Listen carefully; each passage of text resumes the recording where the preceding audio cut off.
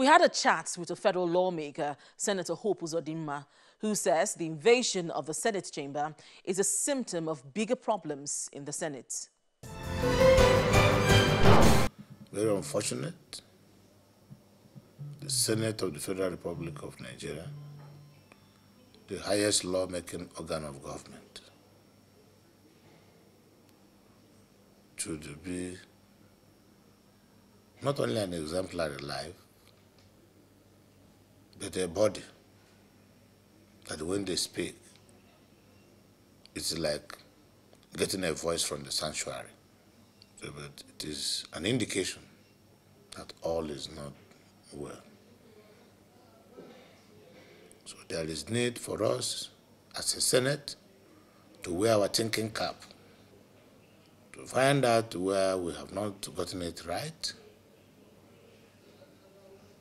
and address all those issues so that united we can build the appropriate synergy needed of the Senate and contribute as a body towards national development, consistent with the expectations of honest Nigerians. Now, going back to the reason, for what happened, the federal lawmaker more or less is, and his members of his constituencies, they are protesting his suspension.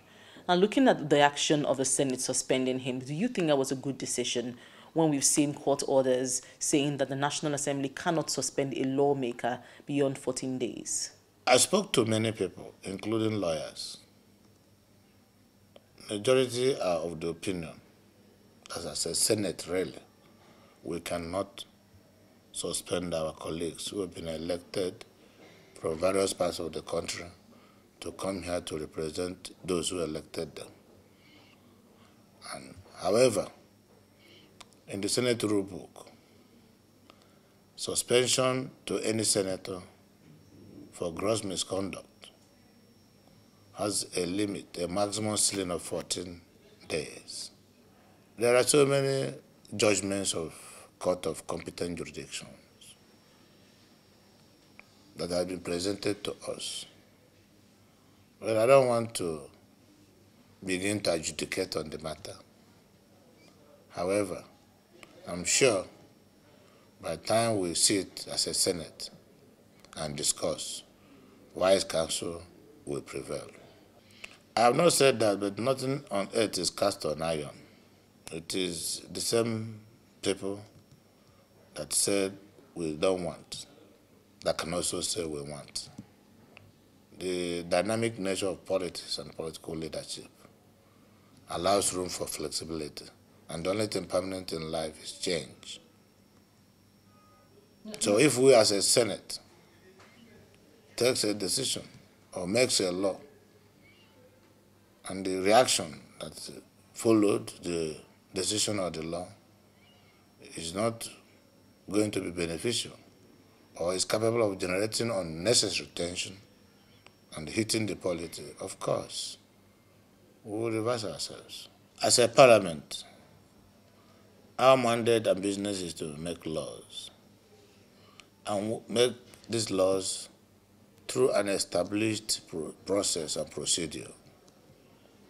In this instant case, we've passed the amendment of the Electoral Act, sent it to the President for assent in accordance with the provisions of the Constitution, and the President made some observations.